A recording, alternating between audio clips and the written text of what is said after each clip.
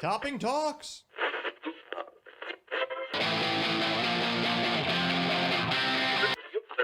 105 hours a week, can't be beat.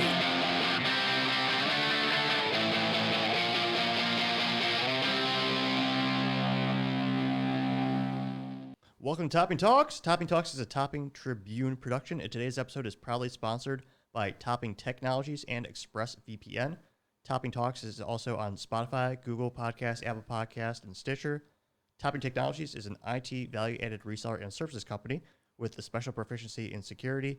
Heck, I see their founder at least twice a day. I have to say he's quite handsome and brilliant. If you're a business in Texas that could use a hand, you can reach us at sales@toppingtechnologies.com. Also, are you part of the 3.6% of Americans who still care about their privacy?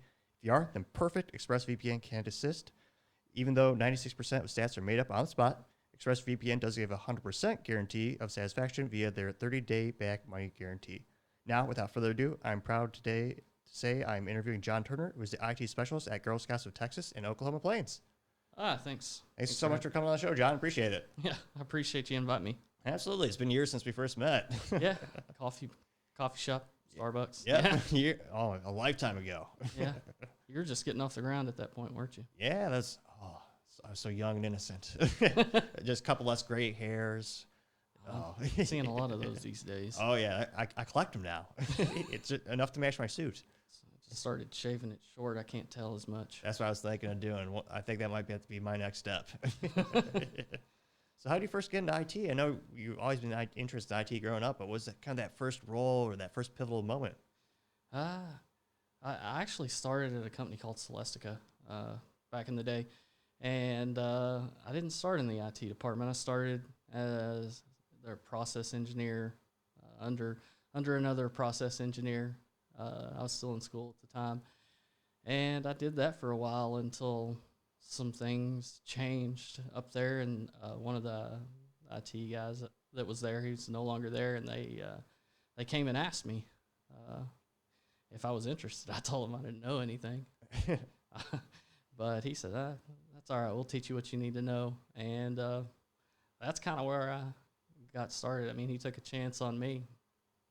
That's awesome. That's really what you got to find, what you got to look for is those people are going to take those risks, and a lot of people respect that honest answer. It's like, you don't have to know anything. You just have to work like hell and you can accomplish most things in life. Yeah, it was a heck of a ride. It was a different environment back then too. I mean, it wasn't all about certificates and things, because I'm old, not completely old, but back in the day, people were still willing to take more of a risk on new people. Agreed.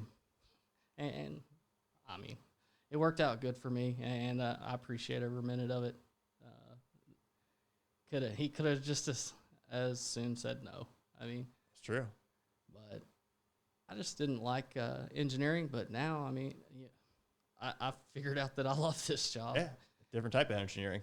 Yeah, well, yeah, it just I've always kind of been a generalist. Mm-hmm. I guess probably because of that. I mean, I was in engineering school, but it didn't cover a lot of the things that you would need to know, managing servers and switches and stuff like that, troubleshooting people's problems. Oh, that's a big part. And, yep. And then what were you doing when you first got promoted or internally transferred to that new department in the company? I mean, it was just a lot of getting used to what they used. It was back in the days. I think we still had some Windows 2000 servers. Oh, wow. There were no 2008. There was talks about, because right before we closed the building, and I got laid off at the time, there was talks about going to 2008. Oh, really? And what year was that? Oh, man. It's been, I want to say it's been 12 years. Oh, wow. It was after 2008. Yeah. Yeah. Yeah, it was a pretty fair long time ago. Yeah. I mean, every time I think about that, I was like, a lifetime. Yeah. And that was when your main customer, or your main end user at that company was BlackBerry, right? Yeah, the BlackBerry was the main customer that we contracted for, and they would send the phones almost built. So they had we didn't do any of the surface mount or the SMT lines. That was all done at a different facility, and they had various facilities to do that. But we would get the actual device, and we had these, huge tables. Bigger than these? Yeah, way bigger really? than these. Yeah, and way longer. I mean, if you can oh, wow. imagine, this would be probably the outlay that they laid the phones on, and they had these USB cables coming up through this ESD Really? safe foam, I guess, Yeah. is a good way, or vinyl. And you would plug them in, and we had, I think, 6 or 8 computers that would sit under there, and all they did was just load software. That was the first thing when they came out of that Really? SMT packaged box where they would, palletize all of the ones that they had built. They didn't have any branding, any logos. Really? They didn't have serial numbers on them yet. That was done after the software load, so it would move from this table after the software load, and all of the softwares worked with. I don't want to say provided by like AT&T and T-Mobile and Verizon, but BlackBerry would work with them to brand it, do the locks on the devices, carrier locks. Oh, yeah. And some of them did, some of them didn't. And then after it would leave there and it was loaded, and we saw it boot up the first time, it would go down to this next computer, and they'd plug it in, and it would connect to RIM's or BlackBerry's. A lot of people don't know Research in Motion was the legal name of the company when they first started. It's like, what's RIM? It's like, that is BlackBerry. But it's one of those great business stories where the product, the BlackBerry phone, was so successful, they renamed the company after the product. Yep, at the time, and they actually had a really cool logo. Oh, it was awesome. Yeah, it was way better than the BlackBerry logo in my opinion, but it was cool. Anyway, they would go, and the next computer would actually generate the serial number, the BlackBerry pin. I'm sure most people that have used BlackBerries are familiar with the BlackBerry Messenger. That pin is what made everything possible. So what was the pin for those who haven't used BlackBerry before or have forgotten? It was just kind of like an identifier, kind of like the IMEI on the device, but it was how BlackBerry identified that device, and they could actually block an entire pin, and it would no longer be able to communicate with any of their tools. Yeah, it was their software at the time. It's not like what we have today, where we have Android, and it's pretty open source. You can do a lot of things with it. And I mean, it's more in the lines of, Apple, where more custom in house. Yeah, obviously there are things that you can do with it, but it's not made that way to where you should be able to as far as Apple goes. But everything was locked down and communicated through their business enterprise servers, or BES. Pretty neat stuff. And then they would package it and palletize it into retail boxes, and those would get shipped to the end customer. So would that all happen within the same facility, where they would slap on the BlackBerry logo and the carrier logo and all that? Yeah, we're talking maybe about 40 feet from all of that. Yeah, from the start of the front of the line to the end, it was 40 feet. It had all these parts bins, and they would pack all these boxes, and they had a system of weights. With variances. So when it would tell them to put a part in, they would put a part in, and they knew the average weight of that. And if the scale detected that much added, it would say you passed, and it would move to the next part. Really? Yeah. Well, that's a genius. Yeah, it was pretty good. I mean, the Celestica, the contract manufacturer, was responsible for generating those processes to get them into finished packaging. But, all of the other technical stuff as far as generating the serial numbers, we had 2 networks that came into the same building, and all of those computers that were loading that software came off of their network. So would that be from the carriers, like the Verizon's, AT&T's of the world, or? Yeah, all of the big carriers that were out there. It wasn't their individual networks; it was BlackBerry's network, but they had all the software stored on their server, their stuff that they had on site.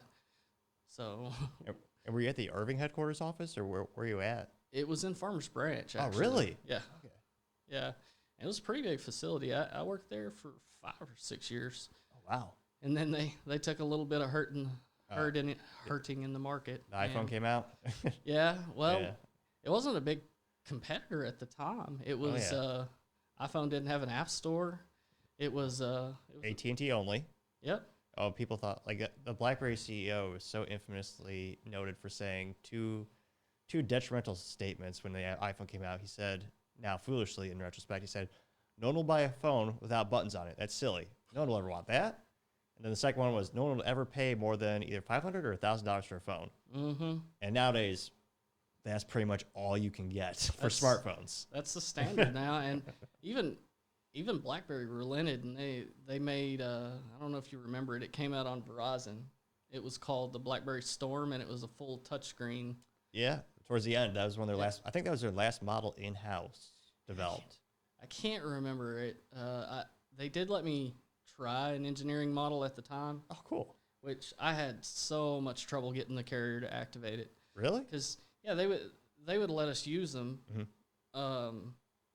but you obviously have to take them down to the carrier to get them activated on the network. Yeah. And when I walked in with that thing, they're like, "We don't have that phone." Oh, really? I said, "Yeah, I know. I just want a SIM card that'll work. Yeah. Can you activate the SIM card?" Yeah. And it was just it blew that Whole new- salesperson's mind. yeah. They're like, I don't know. It's I don't a- know what to pick. I said, yeah. So had to get management in there to Oh, geez. they didn't know what was going on. They were Yeah. just, and then after I explained that to them, they finally did get it activated. It was a fun time though. Oh, I But can imagine. Do you have the tablet too?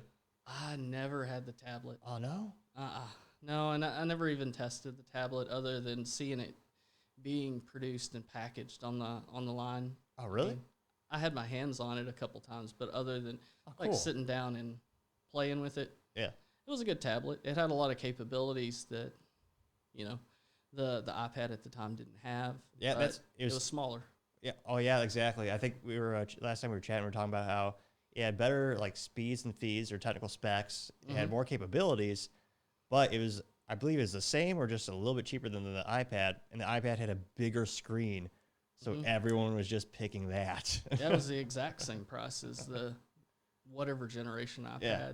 that was out at the time. Yeah, and I mean, it's just my opinion that when consumers walk in the store, they saw that screen size Oh, difference. yeah. And they're like, well, I'm not going to spend time looking up the technical specs. Obviously, that's not everybody, but Yeah. the average consumer goes in there and they see something that they're going to watch videos on. They want the bigger screen. Yep. What's shinier? Yep. Oh, yeah.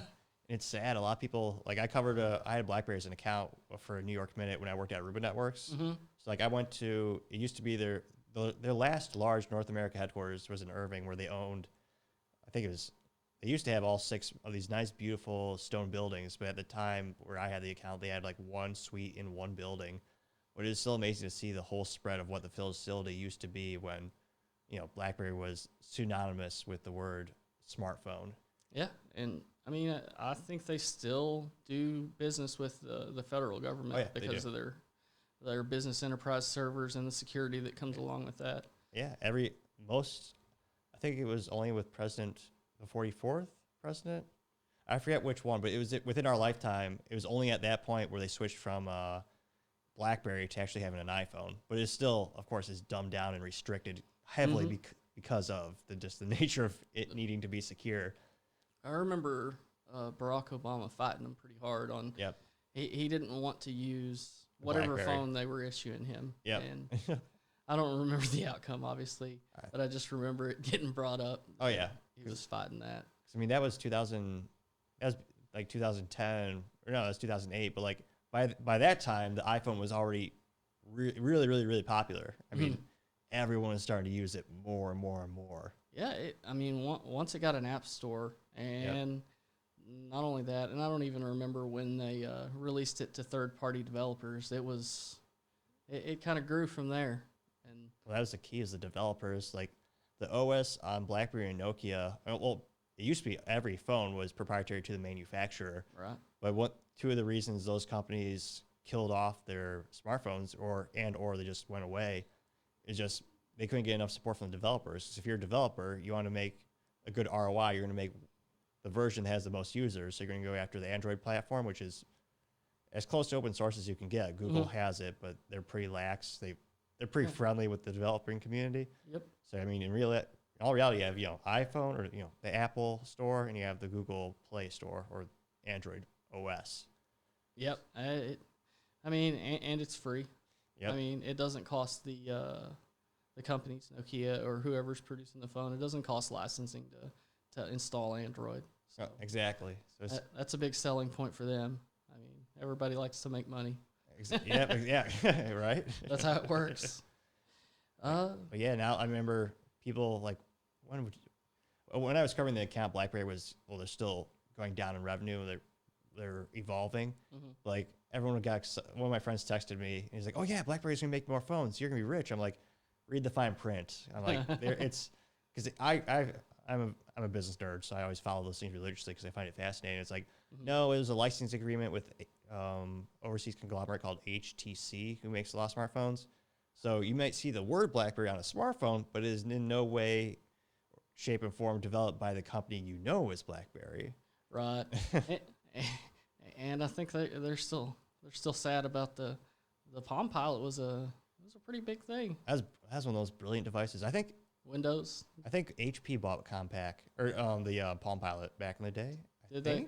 I know that it went away, and they were doing Windows Mobile for a long time. Oh, yeah. And they banked on the wrong OS, I guess. Well, Microsoft bought Nokia's phone assets for a couple billion, like 10.9 billion a couple years ago for the phone itself, so they can have their new phones with the Windows OS. And it was a brilliant idea. A lot of my tech friends loved it because you could go right from your smartphone to your desktop. It was a really good seamless experience, but it just, I don't know. It'd be interesting to do an analysis of why it didn't just evolve. I think the iPhone was just too overwhelming in popularity and scope. I mean, nowadays the breakdown rather of the smartphone industry is overwhelming.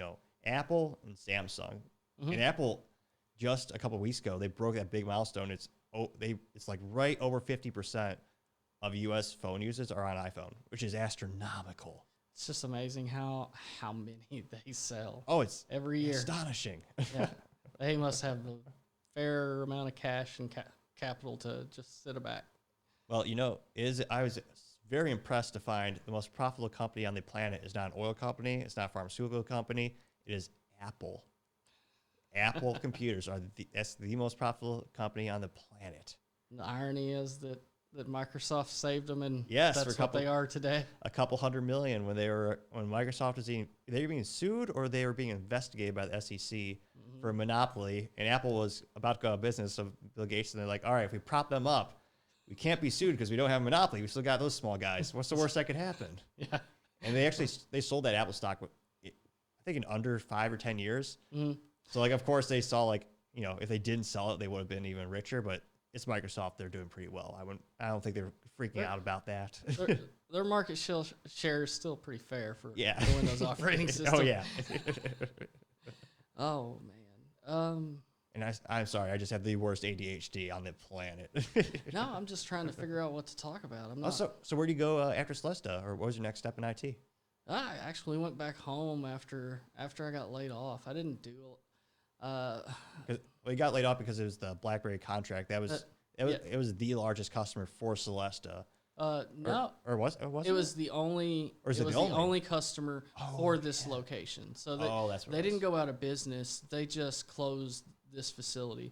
There was they have another facility in Austin. I don't know if it's still there, but at the time they had another facility in Austin, and I know that they did some stuff for the Department of Defense.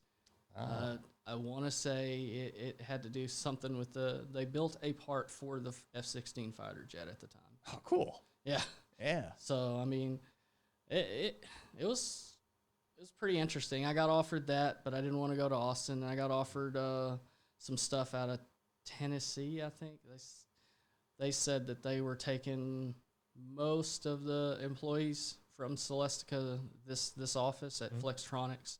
Basically, if you applied, they would, you'd get a better consideration there because you're just moving to a different facility doing the same thing that you are already doing at this facility.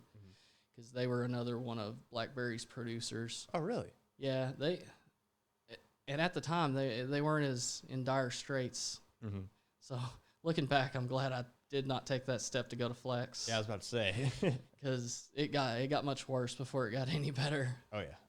I want to say the statistics that somebody threw out from the company was that they laid off around 85% of their workforce. Oh, I don't know wow. if that's true. I mean, don't quote me. Oh, no here worries. All good. No worries.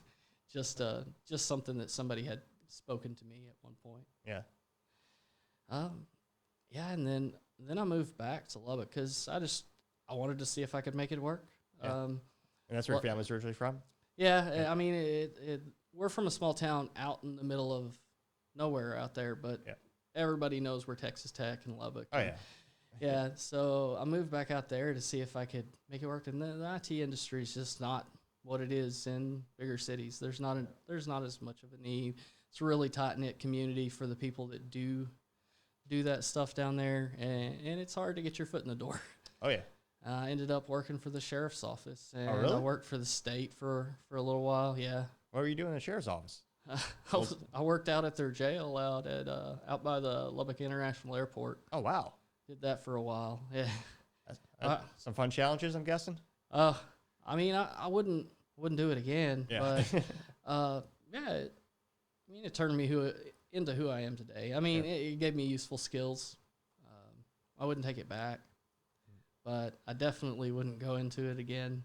Just a lot of crazy late mornings. Yeah, because I worked nights. I went for a long time. I went from 11 p.m. to 7 a.m. Oh, jeez, really? That got really old really quick, and then I started working the mid afternoon shift. They had 3 there. Oh, wow. And I don't remember. I just know it was. It wasn't 7 to 2. I think it was like 2 to 8, and that just blows out your. That's the whole day, kind of just weird. Yeah. And then you know, unless you've been there a very long time, got your seniority, you get the crap days off because they can't actually just close it down and go home on weekends. Yeah. So, but yeah, it was fun, and I learned a lot of valuable things, and then. What was the top value you learned, or what was the most important thing you learned through the experience? Patience. Yep. I mean, because dealing with individuals like that isn't always just an easy conversation like we're having today. Right. They've got other interests. They may have other things on their mind to try to get out of you. You never know what's approaching. So be the last person in the room to say anything. Listen to what they have to say, and kind of make some decisions based off that, because otherwise you end up, upsetting them. And not that there's anything wrong with upsetting them if the rule meets it, but if you could accommodate them in the jail, at least they weren't convicted. They were in jail, and it wasn't our job to punish them. It was our job to make sure that they were there, that they were safe, and the court system would, deal with that portion. It just wasn't our job to do. Yeah. So that's how I made it through. It's just treat them with a little bit of respect. They deserve at least that. Absolutely. It's a good rule of thumb, or a good, great rule to live by too. Yeah, I got a lot more patient after hearing all the different stuff that went on out there and what I had to deal with. But then started, looking again, and I just happened to find the Girl Scouts. Oh, really? How did you find out about the opportunity? I was just cruising online, and I just ran across it. I was like, this sounds interesting, because I wanted to do something that was positive and kind of leave this world a little bit better than when I found it. Absolutely. And I thought that maybe that working at the sheriff's office would be rewarding enough to meet that, but it just never did. And then I saw this, and I was like, yeah, I think I could do that. And it was a Hail Mary to begin with. Oh, really? I'd been out of the industry at this point for 3 years or something like that. Oh, wow, really? Yeah. So I mean, technology doesn't slow down and wait for you. No. So, a lot of things had changed when I got back in. or I came down here for the interview, and you know, I think he took a chance on me a second time, and it's very rare to find two occasions where somebody does that, because I said, look, I know that I'm not as experienced as what y'all want right now, but you know, I learned pretty quick, and I've been in the industry, and I know how this works. So if you give me a shot, there's nobody that's going to work harder to get where I need to be. So that was after they came back and said, okay, yeah, we'll hire you. That was one of the hardest things, pulling myself back up out of that gap. In hindsight, I wish I hadn't have taken it, but at the same time, you know, you lose a part of who you are if you take away your life experience. Very true. It shapes the man you are today. Yeah, I mean, we are the accumulation of our experiences, right? Absolutely. Yeah, and what was it like getting that first role? So you had to move from Lubbock to DFW? Yeah, I packed everything up in a U-Haul. I had a Nissan Altima at the time that I put on a whatever they call those dollies. A little trailer that goes behind the truck. Yeah. Oh yeah. Threw that thing on there, and I just pulled it all the way. And that was the most miserable drive I've ever had in my entire life. Those big moving trucks do not have cruise control. No. Oh, yeah. And you're supposed to go 55, which no one does. But well, I mean, those things are also governed out at like 65. Yeah. They won't even go what is now our speed limit. Yeah.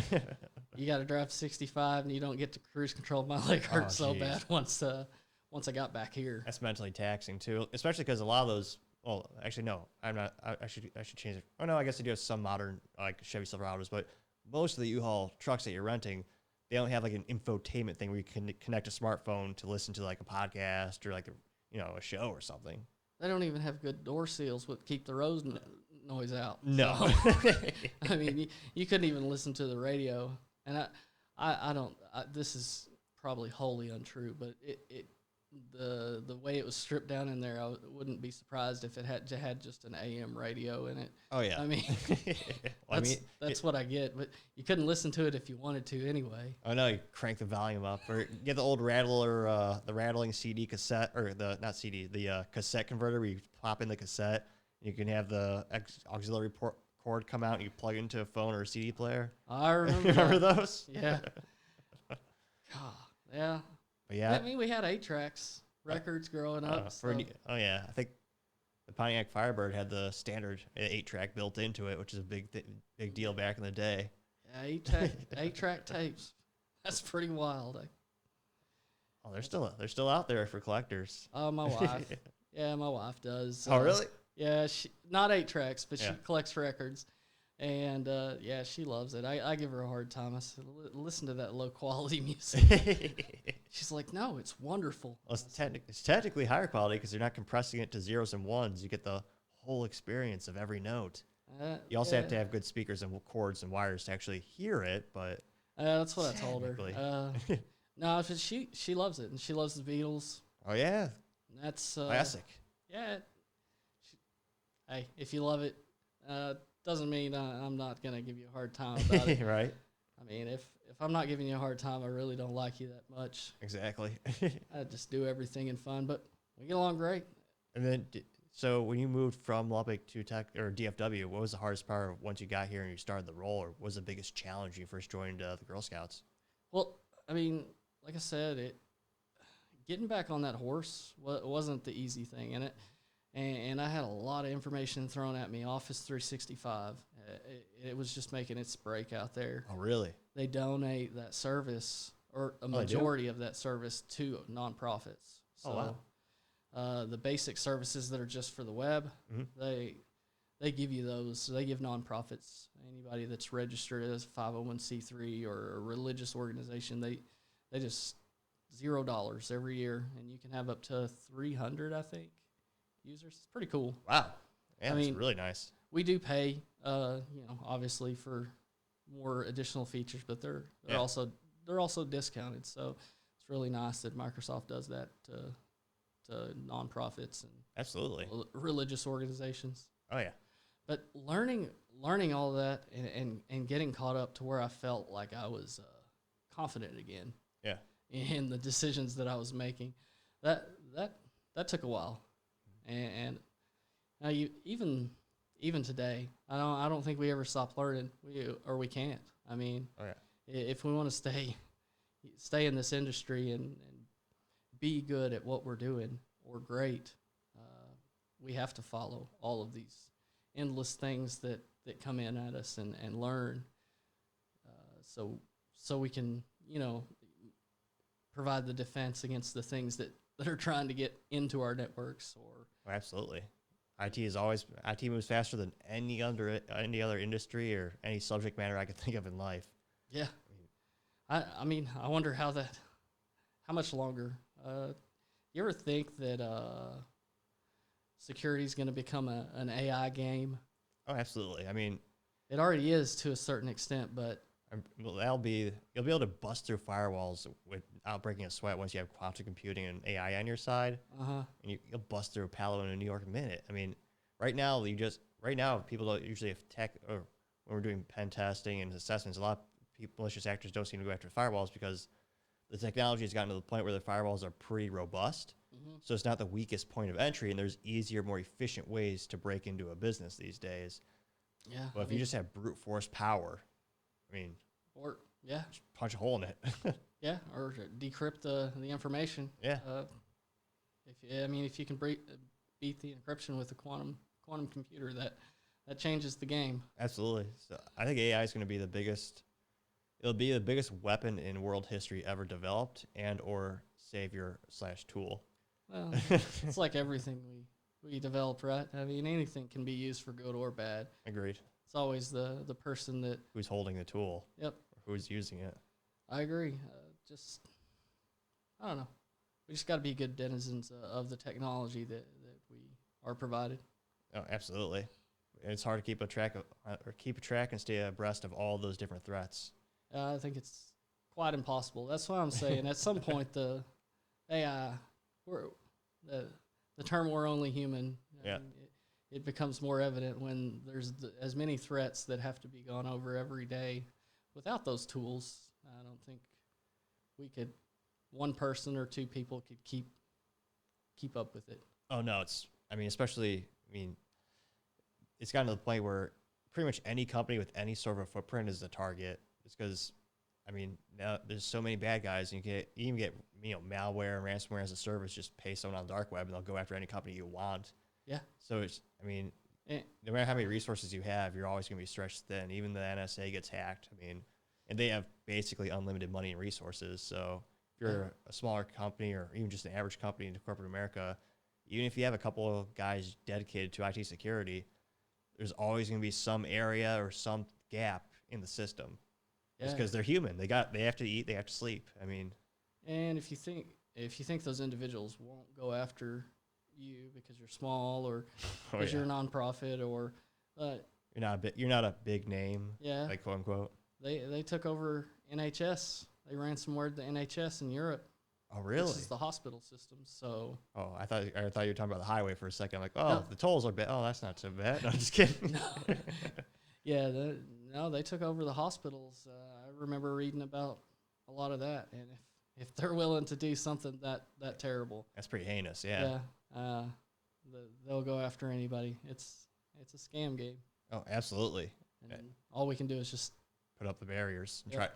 try to make it as unattractive as possible for a bad guy. Just make it look like it's going to take too much effort, so they go after the simple targets. Because there are a lot of companies who still have admin credentials for a lot of things.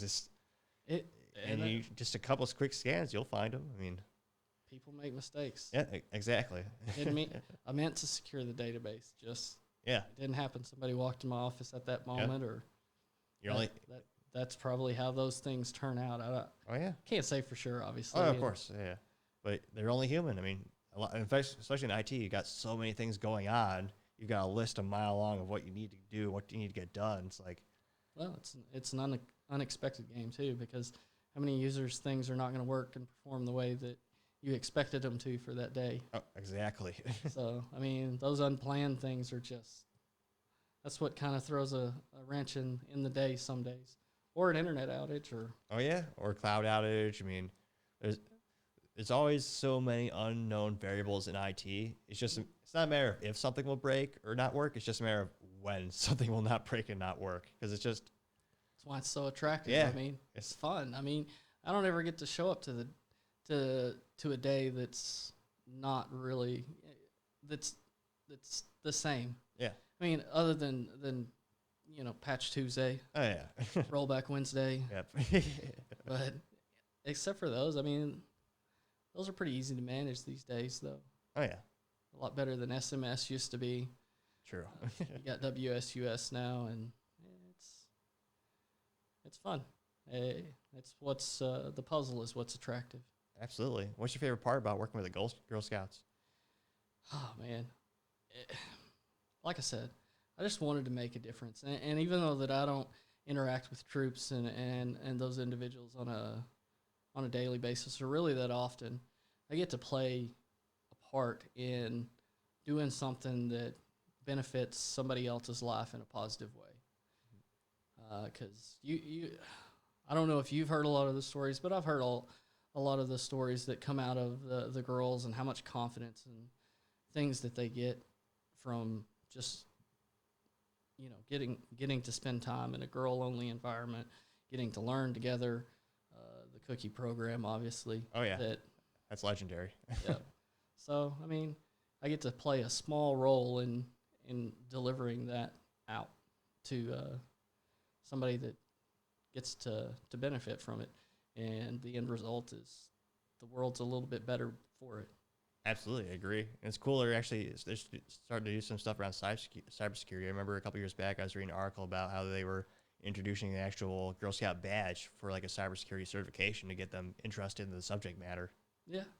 I don't know a whole lot about the badges and offerings that they're doing.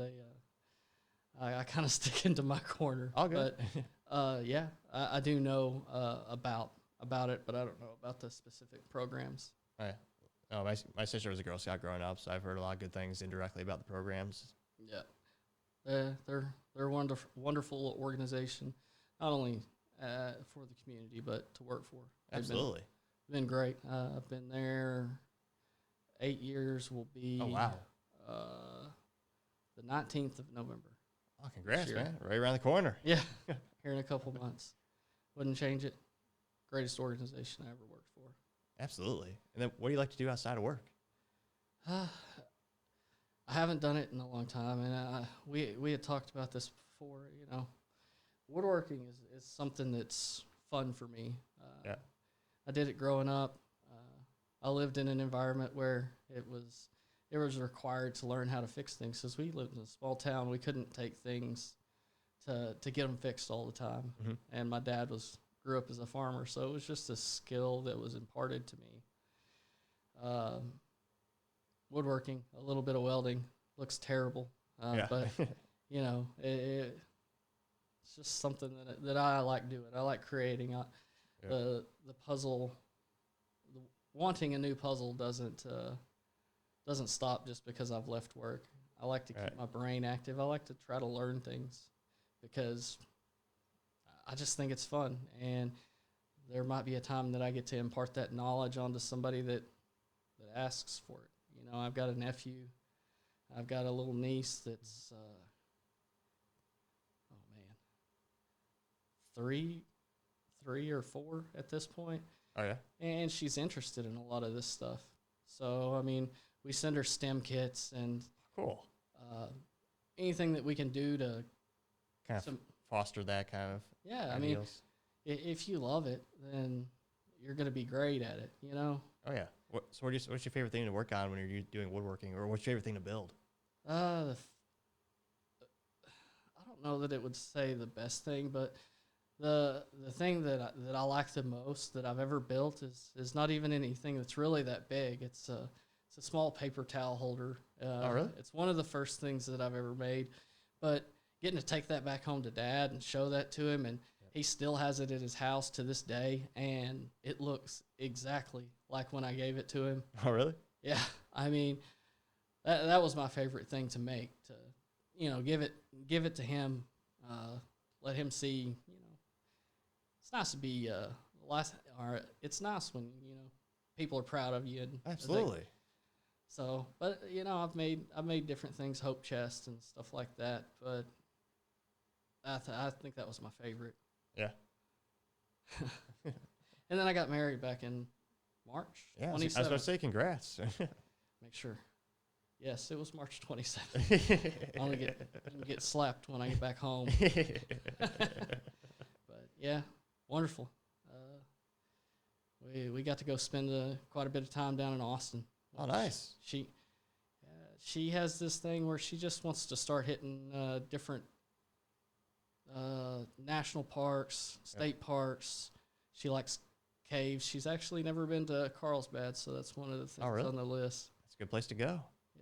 Yeah.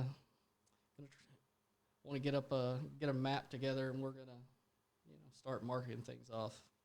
I've seen some people that do that and just put a pin in every state park. There's some good ones. I know Dinosaur Valley is a really fun park, or I don't know what the technical term for it is, but it's within a couple hours from DFW. You actually can see the fossils of the dinosaur feet like in the water. Oh yeah, I don't know if this is true, but she's talked about like Enchanted Rock, and it seemed like she had talked about some fossils that they went and saw there. That'd be cool. It's pretty wild.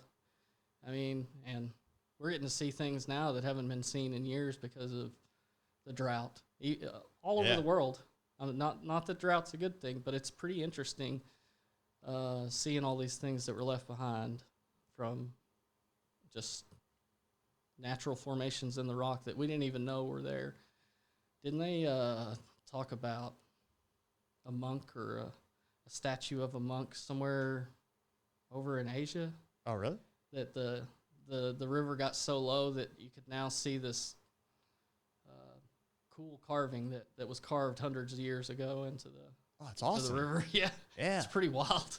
It's one of those unique perspectives you only get to see every once in a while. Kind of like how it was really fascinating to see just kind of the whole, almost like the ghost towns when COVID first hit. Yeah, like it was the first time in forever there was pictures of like Times Square where there's no one.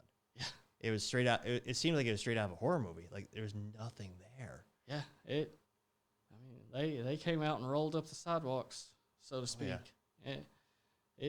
It was something like I've never seen before ever in my life. And the heat this summer too. Oh yeah. Although it wasn't as bad as it was like 2 or 3 years ago, or maybe 4 years ago. But it was like 100 days of over 100 degrees in Texas. Like it was miserable. Yeah, I'm not a fan of the heat. I mean, you can always put some more clothes on when it's cold outside. The cops start showing up if you do it the other way around. Exactly. But yeah, it's been a fun ride, and that's just kind of the things that we wanted to go. Yeah. Or mostly she, but I like doing things that make her happy. So absolutely. And I've never seen these things, and I've never traveled a lot myself. I've never taken any vacations, so I took the job that I did outside of Lubbock. No, outside of the like for-profit industry, just because it has a better differentiation between what's work and what's home, and you don't have to be at work all the time. Yeah, because. Yeah, when I worked at Celestica and we contracted to them, I made a significant amount of more money, but I was at work all the time. Yep. And I didn't have that work home life balance, and it's taken me years to learn as I get older that money's not everything. Sometimes having just enough is good because you get to spend time with the individuals and create those memories that I would have otherwise not had. Absolutely. It's all about creating those unique, fun experiences. That's right. I mean, making the people smile. That's the key to life. Yeah. West Texas, it's about food. Oh yeah. That's where the hospitality stuff comes from. It's what do we do down there? Well, let's go out and get something to eat, or let's make something together. Legendary barbecue. Yeah. Yep. Now fixing to be, what is it? Legendary grapes out there. Really? Yeah. My dad started this year too. Oh, what's he doing? He works with this guy that our family's worked with for years. That we farmed this guy's land, and he called my dad up and said, "Hey, do you want to be a grape farmer?" Yeah. And what they do is they sell those grapes to wineries so they can blend them together and turn that stuff into wine, because not every winery that makes wine grows their own grapes. So that's what cotton farmers down there, and a lot of them have been wanting to do, is get a product that yields more per pound than cotton, because the water out there it's going to take just as much water to grow, or not a significant amount of difference from what I understood from talking to them. And you might as well grow the thing that is going to net you the most money at the end. Absolutely. And it's probably better for the soil. I don't know how. I never stayed around long enough to understand exactly how the nitrogen and all that stuff affects. My dad did it for years, but I quickly found out that's a lot of work. Oh, it's a whole science to that. And it's hot outside. Oh, yeah. So, and he's always been a big supporter, do what makes you happy. And if this isn't it, then don't do it. So, yeah. It's good words to live by. Yeah. He's a good guy. Absolutely. Well, thank you, John, so much for coming on the show. I really appreciate it, buddy. Thank you. Thank you. Thank you for listening. Topping Talks is also on YouTube, Spotify, Google Podcasts, Apple Podcasts, and Stitcher. Don't forget to like, subscribe, comment, tell your friends, tell your family, tell your enemies. Heck, tell everyone and anyone. Stay safe. Have a great day.